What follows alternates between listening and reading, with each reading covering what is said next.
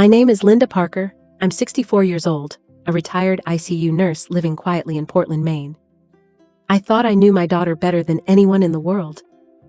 For almost 3 decades, Samantha was not just my child. She was my best friend, my confidant, the reason I kept going after her father walked out. We shared everything, from late-night talks over tea to summers at our family's cabin in Bar Harbor. And yet, 3 days ago, one single phone call shattered that bond in ways I never imagined. Before I tell you what happened, let me pause for a second. If you're watching this, make sure to subscribe, drop a like, and share your own stories in the comments. This channel is where we uncover the truths people hide in families, and sometimes the lessons are harsher than we'd ever expect. It started with something simple. I dialed Samantha's number on a Wednesday morning, pruning the roses in my backyard, while the autumn wind rustled through the leaves. I wanted to ask about the wedding date. She and Ethan had been engaged for months, and though I hadn't been involved in the planning, I still clung to the hope that I'd be there, that some part of our traditions would survive. When she answered, her voice was flat, like she was reading a line she'd rehearsed. "Mom, we already got married yesterday. It was a small ceremony. Only the people who really matter were there." The pruning shears nearly slipped from my hand. "Already married? And you didn't think your mother should be there?" She sighed, impatient. "Please don't make this dramatic. Trevor, sorry, Ethan. And I wanted something intimate. His family was there." "That's enough. Look, can you just send us the cabin keys? We're planning to spend the weekend there. It'll be perfect for our honeymoon." For a moment, I couldn't breathe. My mind spun between disbelief and the sting of her words. The people who really matter. After everything we had survived together, after raising her alone, after building those summers in Bar Harbor into a sacred tradition, I had been erased. I forced myself to respond with a calmness I didn't feel. "Of course, sweetheart. I'll make sure you get the keys." She didn't notice the tremor in my voice. Or maybe she did and chose to ignore it. "Thanks, Mom. Don't overthink this. We'll talk later." And just like that, she hung up. I stayed in my garden long after the call ended, the phone heavy in my hand. The silence pressed in around me, broken only by the distant crash of the ocean. I realized, with a clarity that chilled me, that I had just been cut out of my daughter's new life. Not gently, not gradually, but with one clean slice. But here's the truth I couldn't admit to her then. I wasn't going to hand over the cabin, or my daughter, so easily. That phone call wasn't the end. It was the beginning. Because this story didn't start with that call. It started 2 years earlier, the night Samantha first brought Ethan Caldwell through my front door. That phone call had left me gutted. But if I'm honest, the first cracks had appeared long before. 2 years earlier, on a rainy Friday evening, Samantha showed up at my front door with Ethan Caldwell by her side. She had called me earlier that week, her voice lit with excitement. "Mom, I can't wait for you to meet him. He's different. You'll see." I remember fussing over the house, putting out my best china, and layering my old lasagna recipe. The one Samantha had begged for since she was 12. When the doorbell rang, I wiped my hands on a towel and opened it to find Ethan standing there like he'd stepped out of a magazine. Tailored gray suit, polished shoes, roses in hand. Samantha was glowing, practically clinging to his arm. "Mrs. Parker?" he said smoothly, extending the flowers. "It's an honor to finally meet the woman who raised such an extraordinary daughter." I thanked him, though something about the way his smile lingered too long on the hallway photographs made my stomach tighten. He complimented the cabin pictures framed along the wall, remarking twice about the prime real estate. I brushed it off at the time, convincing myself I was being oversensitive. Dinner started warmly enough. Ethan asked about my nursing years, listening intently, nodding at the right places. He even offered to pour the wine and clear the plates. On the surface, it was the behavior of a perfect gentleman, but perfection is rarely genuine. At one point, I caught him staring at Samantha with a look that unsettled me. Not admiration, not tenderness, possession, like she was something he had won. As he hugged me goodbye that night, he whispered, "You must be so proud. She's everything a man could hope for." The words should have comforted me. Instead, they felt rehearsed, polished like a sales pitch. I tried to ignore the unease, to focus on Samantha's happiness. But deep inside, a small, stubborn voice whispered that Ethan Caldwell wasn't who he seemed. And over the next months, that voice would only grow louder. After that first dinner, I told myself my doubts were silly. Samantha was radiant, Ethan was attentive, and I wanted to believe love had finally found her. But in the months that followed, I began to notice a quiet shift. Subtle at first, then impossible to ignore. For years, Samantha and I had a ritual. Every weekday at noon, she'd call me during her lunch break from her Boston office. Sometimes we laughed about work gossip. Sometimes we debated which Netflix show to binge. Sometimes we just sat in comfortable silence on the line. Those calls were our tether. Then one Tuesday, the phone stayed silent. The next day, she called, but rushed through the conversation, saying Ethan wanted to take her out for sushi. By the following month, the daily calls had turned into once a week. Eventually, I was the one reaching out, leaving voicemails she didn't return. One Saturday, I drove down to Boston, craving the simple comfort of a coffee with my daughter. She answered the door looking distracted, her hair hastily tied back, Ethan hovering behind her with a polite but cool smile. "Mom, I wish you'd called first," she said, stepping halfway into the hall as if to block me from entering. My chest tightened. "I just wanted to see you. We haven't spent time together in weeks." Ethan slid an arm around her shoulders. "Sam's been exhausted. We're trying to focus on us right now. Quality time, you know?" His tone was cordial, but his eyes dismissed me. Samantha nodded quickly. "Yeah, Mom. Maybe next weekend? I promise I'll call." I forced a smile, kissed her cheek, and drove the 2 hours back to Portland in silence. The whole way, I couldn't shake the feeling that my daughter's world had narrowed, and I no longer fit inside it. Looking back, that was the moment I should have recognized the pattern, the gentle tightening of a noose. And it was only going to get worse. The distance between us kept stretching, like a rubber band pulled too tight. Then, one chilly Sunday morning, it finally snapped. I was sipping coffee at my kitchen table in Portland, the pale Maine light spilling across the worn wood. Out of habit, I scrolled through Facebook, expecting pictures of coworkers' kids or some recipe videos. Instead, my feed exploded with Samantha's face. Her left hand raised, a diamond flashing like a lighthouse beam. The caption read, "He asked. I said yes. Forever starts now." Dozens of comments poured in. "Congrats! So happy for you both. What a ring!" But not one word about me. Not a single hint that her mother had been part of that moment. My coffee turned bitter on my tongue. My daughter, my only child, was engaged, and I had learned about it the same way strangers had. I called her immediately. She answered breathless, her voice bubbling with excitement. "Mom, I was going to tell you this morning. It happened last night. Ethan surprised me at our favorite restaurant. Then we went back to his place and called his parents. It got so late, Sam," I interrupted gently, though my throat burned.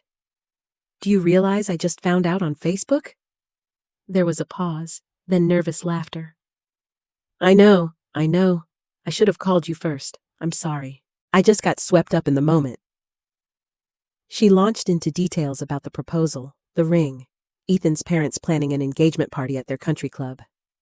I let her speak, my responses clipped, my heart splintering with every sentence. Finally, I asked, "So when's the party?" Another pause. "Next Saturday. But it's small, Mom. Just Ethan's side of the family and a few close friends. His mother wants to keep it traditional." Her words dropped like stones, a celebration of her future, and I was already erased. I ended the call with a smile she couldn't see, whispering congratulations that tasted like ash. When the line went dead, the house felt unbearably silent. That morning, I realized I wasn't just being pushed to the sidelines, I was being written out completely. A week after the engagement party I wasn't invited to, my phone rang while I was folding laundry in my bedroom. Seeing Samantha's name lit up my screen sent a flicker of hope through me. Maybe she wanted to bridge the distance. Maybe she missed me. Her tone, though, was cautious. "Mom, I need to ask you something, and I really need you to stay calm about it." My stomach dropped. "What is it, sweetheart?" She hesitated, then said, "Ethan and I have been talking about boundaries. You know, for a healthy marriage. He thinks I've leaned on you too much all my life, emotionally especially. And it could cause problems between us if I keep doing that." I sat down on the edge of the bed, gripping a towel like it was a lifeline. "Talking to your mother when you're upset isn't unhealthy, Sam. It's normal. It's love." She sighed, almost reciting. "But is it? Ethan showed me articles about couples who let parents interfere and how it ruins marriages. I don't want to be that wife." I closed my eyes, forcing myself not to cry. Articles. Of course, I could almost hear Ethan's voice behind hers, feeding her lines dressed up as wisdom. "So, what does this mean, practically?" I asked quietly. "It means less contact, more space. And this Christmas, we're going to spend the holidays with his family instead of at the cabin, just to break the pattern." Her words carved into me like ice. Christmas at the cabin had been ours since she was 8 years old. Hot chocolate in pajamas, fairy lights around the windows, the smell of pine filling every corner. It was our anchor, and now she was cutting the line. I swallowed hard. "If that's what you feel you need, I'll respect it." "Thank you, Mom. I knew you'd understand." When the call ended, I sat in the quiet, surrounded by neatly folded towels that suddenly looked meaningless. I wasn't just losing holiday traditions. I was losing my daughter piece by piece, and Ethan was holding the knife. And soon, he would reveal exactly what he was after. It was early spring when Samantha finally said the words I had dreaded, but half expected. I was in my kitchen making tea when she called, her tone oddly casual, as if she were asking about the weather. "Mom?" she began. "Ethan and I have been talking about the cabin in Bar Harbor. You know, I always imagined spending summers there with my family someday." My chest warmed at the memory. Her sandy hair tangled from swimming, her laughter echoing against the pine trees, her bare feet racing across the deck with dripping popsicles in hand. But before I could savor it, her voice shifted. "Ethan thinks it's complicated. He feels like he can't relax there, like it'll never truly be ours unless ownership is clearer. Maybe if the deed was in my name, we could treat it as a shared space instead of yours." I nearly dropped the teacup. "You're asking me to sign the cabin over to you?" "Not exactly," she rushed. "He just thinks it would give us independence. That way, we wouldn't feel like we're borrowing your space or being watched." I stared out the window, the kettle whistling behind me, and bit back the words that burned in my throat. Watched? I had barely seen them in months. "Samantha," I said softly, "that cabin has been in our family for generations. Your father and I saved for years to keep it. It's where you learned to swim, where you built sandcastles until sunset. That place isn't just wood and land. It's our history." Her voice wavered, caught between guilt and loyalty. "I know, Mom. I treasure those memories. But I'm building a new family now, and Ethan wants us to create our own traditions in a place that feels like ours." There it was, the truth dressed up as compromise. Ours, meaning his. I forced my tone steady. "I'll think about it." After the call ended, I stood motionless in the quiet kitchen, the kettle long forgotten. its shrill whistle still ringing in my ears. For the first time, the uneasy whisper in my gut roared into certainty. Ethan wasn't after love. He was after legacy. And the cabin was his prize. I knew then I couldn't stay passive. If he wanted the heart of my family's history, he would have to go through me. After that call about the cabin, I couldn't sleep. Every creak of the house felt like a warning. I kept replaying Samantha's words. Ethan wants it to feel like ours. No, I thought bitterly. He wanted it to feel like his. 2 weeks later, while volunteering at the oncology ward in Boston, something I still did once a month to keep myself connected to nursing, I stumbled upon a conversation that froze me in place. I was walking past the waiting room when a young woman's voice caught my ear. He drained my accounts before I even realized what was happening. Said he loved me, but it was all an act. I turned, startled, and saw a woman in her early 30s, auburn hair pulled back, dark circles under her eyes. She was speaking to another visitor, her hands twisting nervously in her lap. I hesitated, then approached gently. "Excuse me, I couldn't help overhearing. Did you just say his name was Ethan?" Her head jerked up. "You know him?" "My daughter is engaged to an Ethan Caldwell," I admitted, my pulse hammering. "Why?" She laughed, sharp and bitter. "Because that's the same man who nearly ruined me. Except when I knew him, he went by Ethan Carter."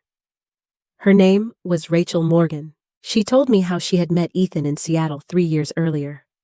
He had swept her off her feet, convinced her to cut ties with her family, then pushed her to add him to her bank accounts. When her father uncovered Ethan's gambling debts, he disappeared overnight, vanished without even taking his clothes.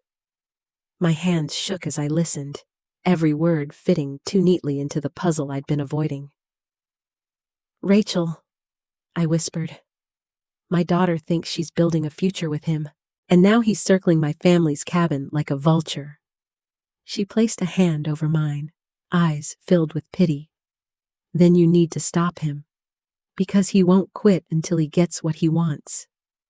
That night, I drove back to Portland in silence, headlights cutting through the dark. The whisper in my gut was gone. In its place, a roaring certainty. Ethan Caldwell was no misunderstood suitor. He was a predator, and I had just found my first witness. Rachel's warnings haunted me for days. Every time the phone rang, I braced myself for Samantha's voice, terrified she might already be caught in some irreversible trap. I knew I needed proof, something tangible that couldn't be brushed off as paranoia or Mom's overprotectiveness. That proof came sooner than I expected. One afternoon, Samantha asked me to stop by her Boston apartment to drop off some medical supplies she'd ordered under my account. She was at work. Ethan was supposedly meeting clients, so the place was empty. I let myself in, balancing the box in my arms, when I noticed a desk drawer left slightly ajar in the corner of their living room. I shouldn't have looked. I told myself I was only straightening up, but curiosity tugged harder than guilt. Inside, among scattered receipts and business cards, lay a black leather-bound notebook. Its pages bulged with loose papers, the elastic barely holding it shut. I sat down, heart hammering, and opened it. The first entries were mundane, lists, phone numbers, fragments of financial jargon. But deeper in, the handwriting shifted, bolder, sharper. My blood ran cold as I read. Phase 1, charm. Target seems receptive. Her mother is overly attached. Potential obstacle. Solution, encourage boundaries and emotional distance. My hands trembled. Line after line outlined a calculated strategy, like blueprints for theft. Phase 2, establish dependency. Persuade target to rely on me for decisions. Limit her contact with mother. Present myself as protector. And then the one that nearly made me drop the book. Phase 3. Secure assets. Cabin in Bar Harbor, your high-value property. Investigate mortgage or sell immediately post-wedding. If resistance from mother, push Sam to demand deed transfer. I pressed a fist to my mouth, fighting nausea. This wasn't suspicion anymore. It was a confession in his own handwriting. A sudden noise from the hallway snapped me back. I shoved the notebook into the drawer and slid it shut, barely locking the door behind me as I fled. Driving back to Portland, I gripped the steering wheel so tightly my knuckles burned. The man my daughter was about to marry had reduced her entire life, and mine, into phases of a con. The cabin wasn't just at risk. Samantha's future, her very sense of self, was his endgame. And now, I had the evidence to prove it. The discovery of Ethan's journal had left me shaken, but before I could decide what to do with it, the blow came. It was a Wednesday morning in late summer. I was trimming roses in my backyard when my phone buzzed. Samantha's name lit the screen. For a brief second, hope flared. Maybe she had seen through him. Maybe she was calling to confess doubts. "Hi, sweetheart," I said, trying to sound casual. Her reply was flat, almost rehearsed. "Mom, I wanted to let you know that Ethan and I got married yesterday." The pruning shears slipped from my hand, landing in the dirt. "Married? Yesterday? I thought you were planning a fall wedding." "We decided something small was better," she explained quickly. "Just immediate family and a few friends. His parents flew in, his sister came from California. It was beautiful." "And your mother wasn't there?" My voice cracked despite my effort to stay composed. "Please don't make this dramatic," she snapped. "You know we talked about boundaries. It was Ethan's idea to keep it simple, less pressure. You'll understand when you see the photos." Her words stung sharper than any thorn. I stood rooted in my garden, hearing not joy in her voice, but detachment, as though she were reporting the weather. Then came the real punch. "Oh, and Mom, could you send us the cabin keys? We want to spend the weekend there. Kind of a honeymoon, since we didn't plan a trip." My heart lurched. Not only had they cut me out of their wedding, now they wanted to celebrate it in the one place that had always belonged to our family's story. I forced my voice steady. "Of course, sweetheart. I'll make sure you get them." "Thank you, Mom. Love you." She hung up before I could respond. I stayed outside long after the call ended, surrounded by fallen petals. The irony wasn't lost on me. She had married a man who saw her as a prize, and now they both wanted the trophy that was my cabin. But Ethan had made one fatal mistake. He believed I would simply hand it over. He had no idea what was coming next.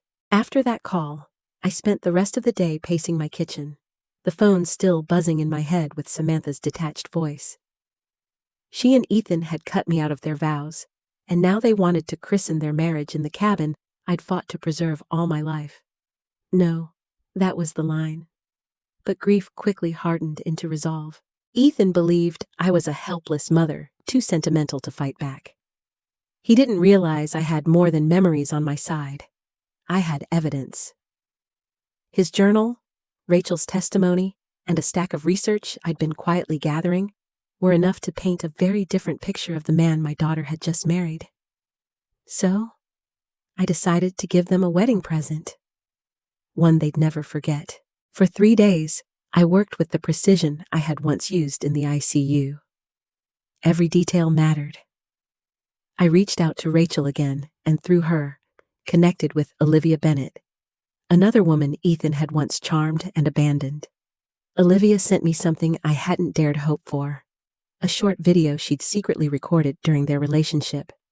In it, Ethan sat in a dimly lit apartment, laughing with a man named Marcus Webb. "She thinks I'm her soulmate," Ethan bragged, swirling a glass of whiskey. "But give it a year, and the cabin will be mine. People are so easy when you dangle love in front of them." The smirk on his face made my blood boil. That video, combined with photocopies of the journal pages and public property records I'd unearthed, showing a pending inquiry about a cabin mortgage, would be the perfect bombshell. On Friday morning, I wrapped it all neatly in a silver box with a white bow. Inside, a leather portfolio containing the USB drive, printed documents, and a handwritten note. "Congratulations on your marriage. Every husband deserves to know his wife's family history, and every wife deserves to know her husband's truth. With love, Linda." I drove to Boston before dawn, parked a block away from their apartment, and placed the package at their door. My heart pounded as I walked back to my car, every step echoing with both fear and satisfaction. By noon, the silence broke. My phone lit up with Samantha's number, but when I answered, it was Ethan's voice that thundered through the line. "What the hell is wrong with you, you crazy old witch? You think this is funny? Sending us lies and garbage?" I set down my teacup gently, savoring the moment. "Hello, Ethan. I take it you opened your wedding gift? This is harassment. I'm calling the police." I kept my tone cool. "And tell them what? That your mother-in-law gave you a present containing public records and a video you were foolish enough to star in? Please, go ahead." Behind him, I could hear Samantha's voice, high and shaky. "Ethan, just let me talk to her. What is all this?" But Ethan was too busy raging, sputtering threats. His mask was slipping, and I could hear it unraveling. As he screamed, I leaned back in my chair, strangely calm. For the first time in months, the power wasn't his. It was mine. And I knew this was only the beginning. Ethan's voice was still ringing in my ears long after I ended the call. But I wasn't the one who had to endure his rage.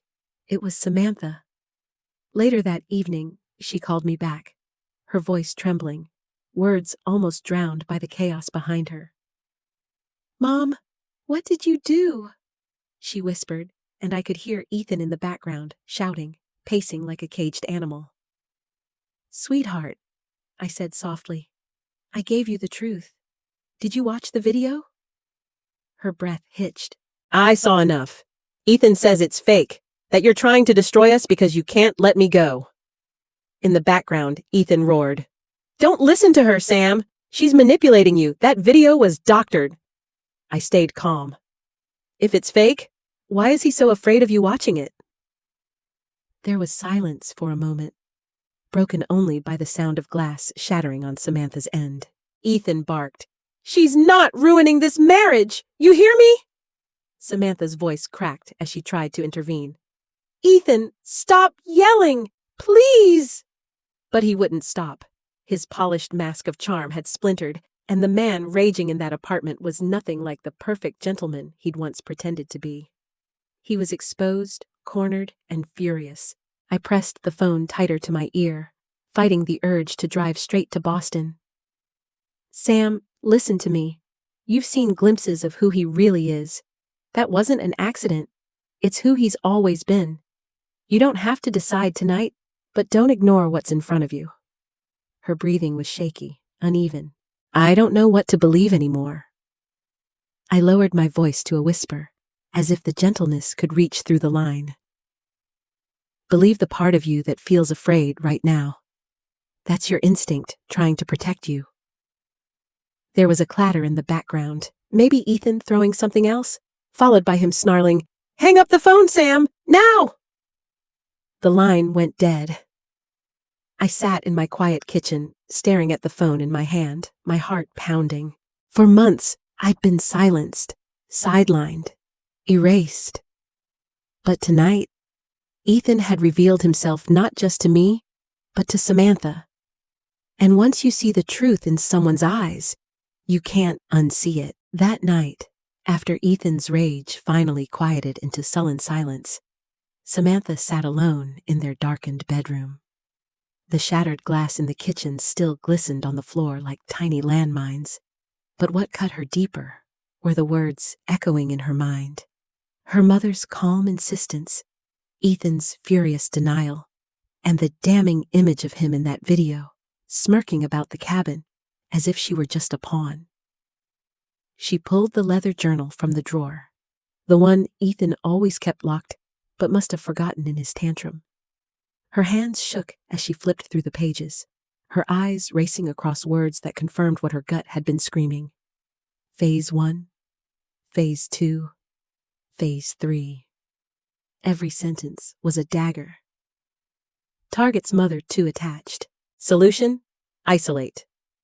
Cabin mortgage after legal union, priority asset. If resistance, leverage Sam's loyalty, she folds under guilt. Her breath came shallow, tears blurring the ink. This wasn't paranoia, wasn't jealousy. It was strategy. Her marriage wasn't a love story. It was a blueprint for theft. From the living room, Ethan's voice broke the silence, quieter now, but sharp as a knife. Sam, you can't seriously believe your mother over me. She's jealous, bitter. She hates that you chose me. She closed the journal, pressing it to her chest like a shield. Ethan, why would you even write these things? Why would you talk about my mother like she's some obstacle? A pause. Then his footsteps, heavy and deliberate, drew closer.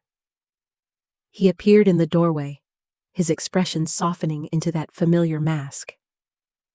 Because I was angry, because I wanted to prove myself. People say things in private they don't mean. But the mask didn't fit as neatly anymore. She could still see the cracks from his earlier explosion. Samantha's heart ached with the tug of two opposing forces. The man she thought she loved, and the man her mother had proven he truly was. Love and loyalty warred against truth and survival. Curling up on the bed, she whispered into the darkness.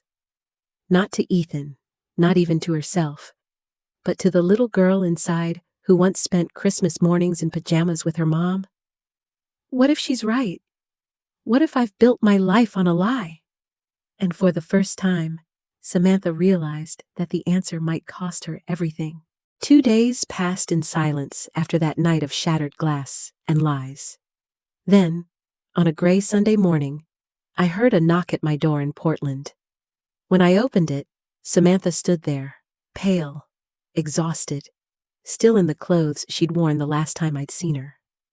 Her eyes were red-rimmed, her hair unwashed, and she clutched a manila folder to her chest as if it were the only thing holding her together.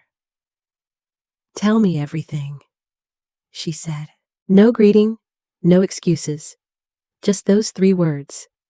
I pulled her inside and set a mug of coffee in front of her at the kitchen table. The same table where she had done homework as a child, where we had planned her college applications, where laughter once came so easily. She spread the contents of the folder across the table. Printed emails between Ethan and a man named Marcus Webb, discussing the inheritance strategy, offshore accounts, and the cabin in Bar Harbor, as if it were already theirs. I found these after he stormed out, she said, her voice shaking but stronger than before. Wah, and I called Rachel. She told me everything. She even put me in touch with Olivia Bennett. Same story, Mom. He isolates, he manipulates, he takes.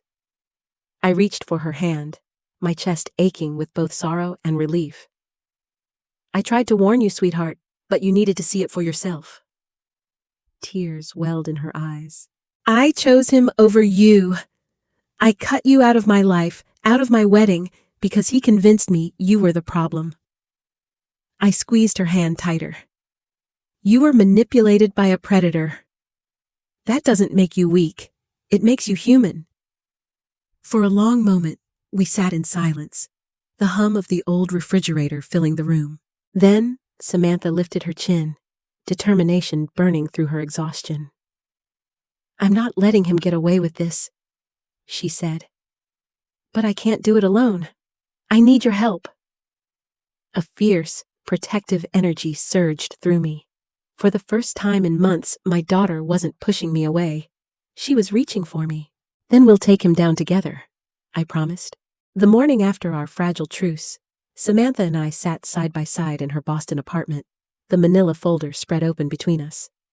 This time, there was no shouting, no glass breaking, just the quiet hum of her laptop as she scrolled through emails that confirmed Ethan's schemes. We can't handle this alone, she said finally, her voice steady despite the shadows under her eyes. He's dangerous, Mom, and he's not going to stop just because I confronted him. I nodded. Then we go to people who can stop him. That afternoon, we walked into the Boston field office of the FBI, the weight of years pressing on our shoulders. Samantha clutched the folder like a lifeline as we were led into a small conference room. A woman in her 40s with sharp eyes and a calm presence introduced herself as Agent Jennifer Liu, specializing in financial fraud. Samantha's hands trembled as she laid out the documents, the journal photocopies, and the USB drive. This is my husband. I think he married me to steal everything tied to my family. Her voice cracked on the last word, but she didn't look away. Agent Lou flipped through the pages, her expression tightening. You're not the first to come forward with Ethan Caldwell's name. Or rather, the names he's used. Rachel Morgan, Olivia Bennett, both filed complaints, but they lacked enough hard evidence to make charges stick. This... She tapped the folder, then held up the USB. This changes things. Samantha exhaled, a sound halfway between relief and heartbreak.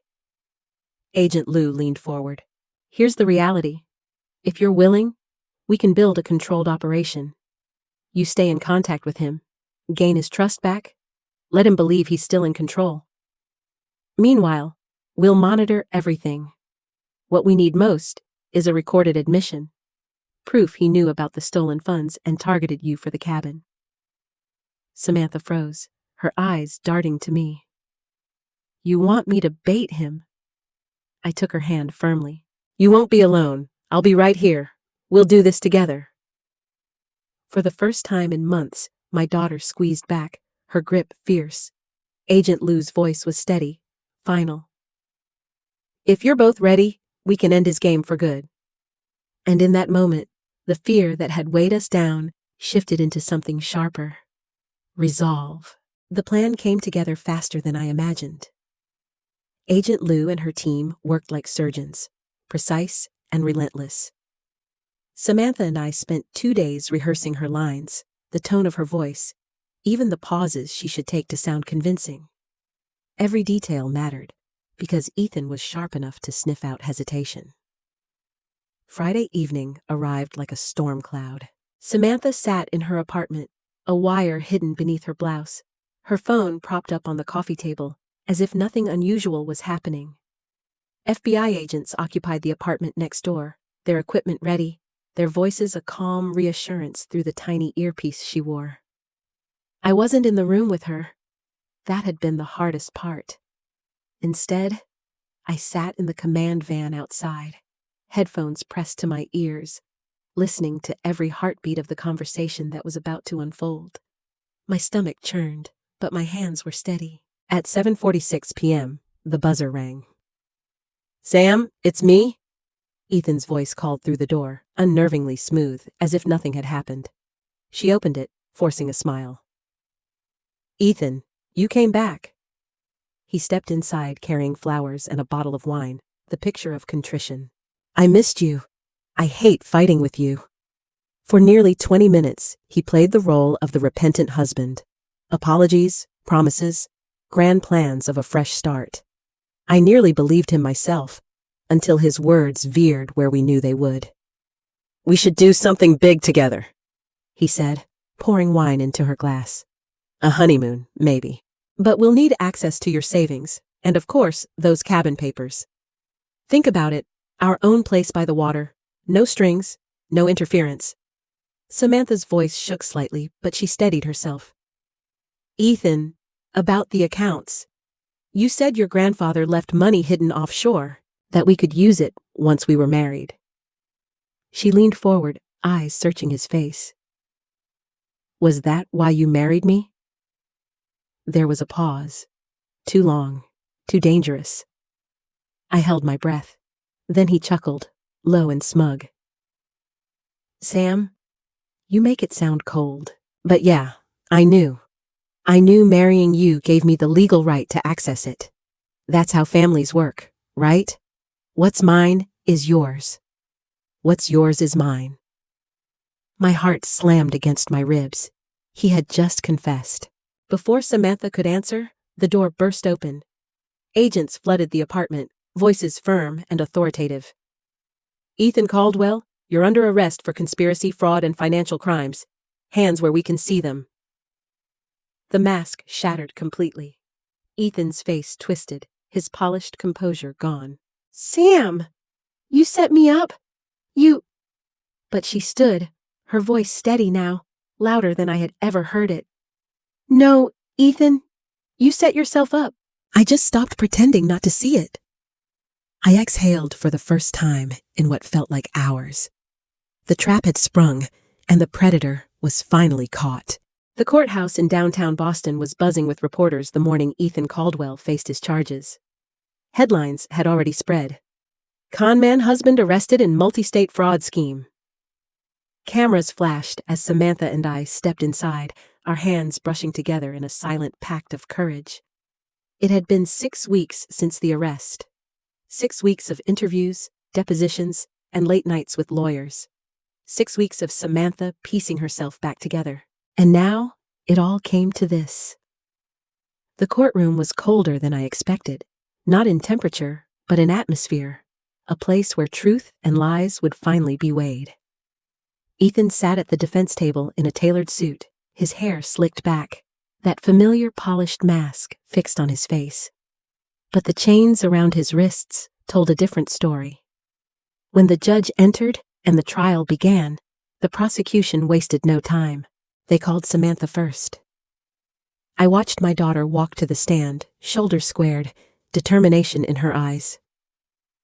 "Mrs. Caldwell," the prosecutor began, "did your husband ever indicate that his interest in you was tied to your family's assets?" Samantha's voice was steady, though I could see the tremor in her hands.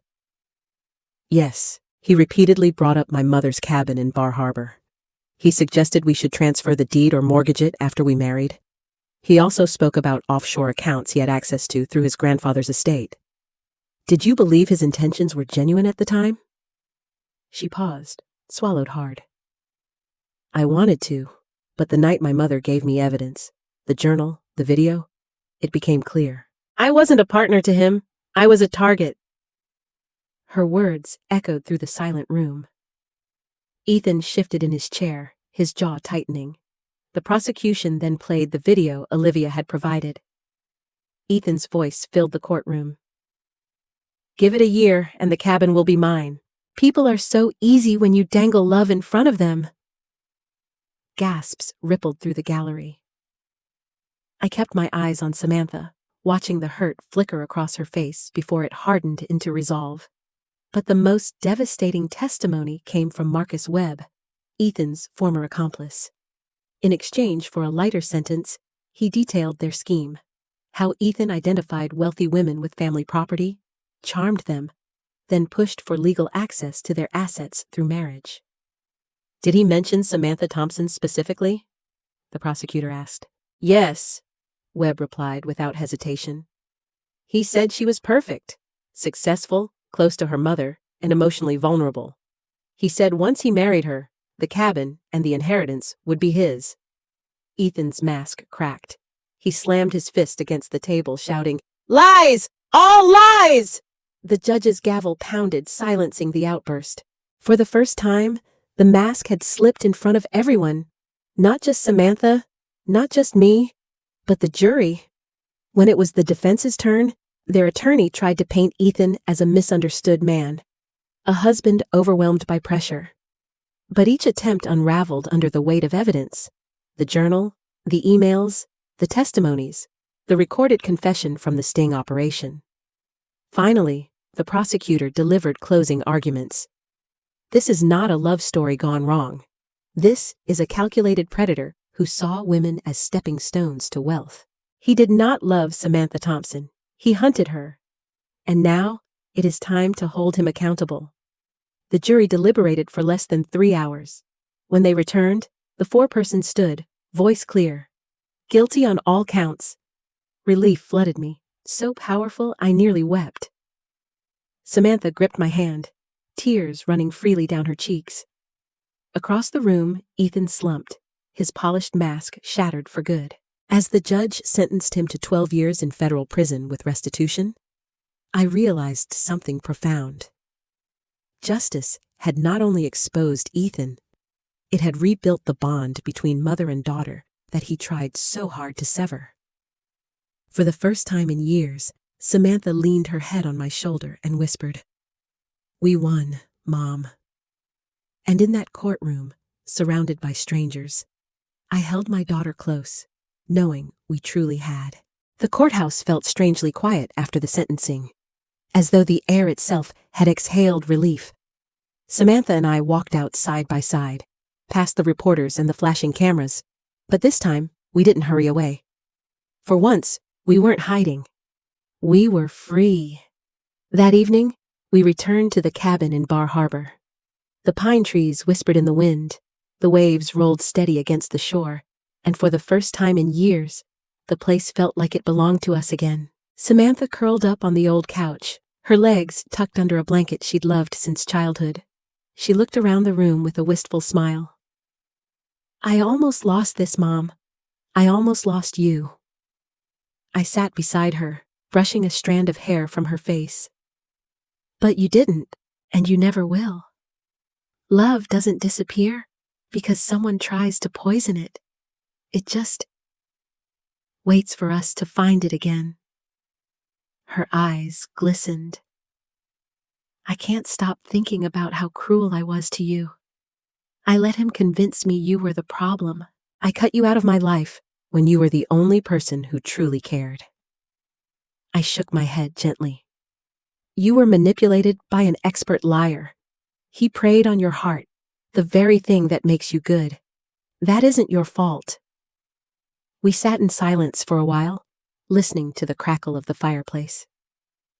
Then Samantha leaned her head against my shoulder like she had as a little girl. "I don't know how to make it right." I kissed the top of her hair. "You just did. You came back." Her voice grew stronger, steadier. "Then let's start over. Holidays at the cabin, movie nights, long calls just because. No more boundaries someone else dictates." A warmth spread through me, deep and steady, as though the broken pieces of the past 2 years were knitting back together. I wrapped my arm around her, holding her close. "Welcome home, sweetheart," I whispered, and for the first time since Ethan entered our lives, I believed it. We had truly found our way back to each other. The morning after we returned to the cabin, the world seemed washed clean. The tide had pulled back, leaving seashells glistening in the sand like scattered treasures. Samantha stood barefoot by the shore, her jeans rolled up, the early sun warming her face. I watched her for a moment before joining her, the cool water curling around our ankles. "This place feels different now," she said, her voice soft, like it's breathing again. "It feels that way because you're here," I answered. We walked in silence, the ocean stretching endlessly before us. For so long, I had been afraid this view would hold only memories of what I'd lost. Our summers together, the laughter, the closeness. But now, standing beside her, I realized the cabin wasn't just a relic of the past. It was the foundation of a future. Samantha bent down, picking up a shell and turning it over in her palm. "I don't know what comes next for me, Mom. I feel like my whole life was just ripped apart." I slipped an arm around her shoulders. "That's the thing about broken lives. They can be rebuilt, stronger, wiser, and more beautiful than before. You don't have to know everything right now. You just have to take the next step." Her eyes filled, but this time with hope rather than despair. "Then here's my next step. I promise I'll never let someone come between us again. Not with lies, not with manipulation. You're my family, my anchor, and I'll never forget that again." I felt tears sting my own eyes. "And I promise, I'll never let fear keep me silent. If something threatens you, I'll fight, even if it means you're angry at me. Because that's what mothers do."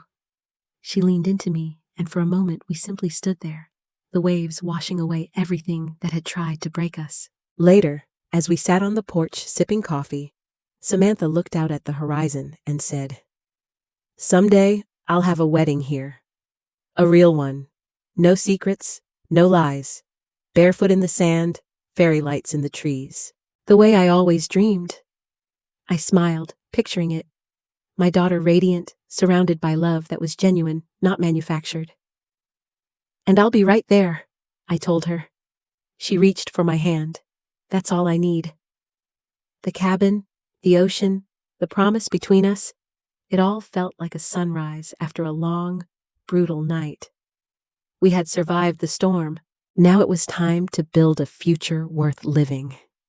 Looking back, I realized this wasn't just a story about betrayal. It was a story about survival, resilience, and love. Ethan thought he could isolate my daughter from me, but what he didn't understand was that love isn't something you can sever with lies. It bends, it cracks, but it doesn't break. I learned that silence is dangerous. When we see red flags, we can't ignore them for the sake of peace. Speaking the truth, even when it hurts, is the ultimate act of love. I learned that trust must be earned, not given blindly. And I learned that sometimes the people we raise, even the people we love most, will make mistakes. But that doesn't mean they are lost forever. Samantha and I found our way back because we chose to fight. Not just against Ethan, but for each other. And that is the greatest victory of all. If you've been through betrayal, if someone has tried to convince you that love means control, remember this. Love that demands silence isn't love. Real love makes you stronger, not smaller. If this story moved you, please hit like, subscribe, share it with someone who needs hope, and tell me in the comments, what promise would you make for your future?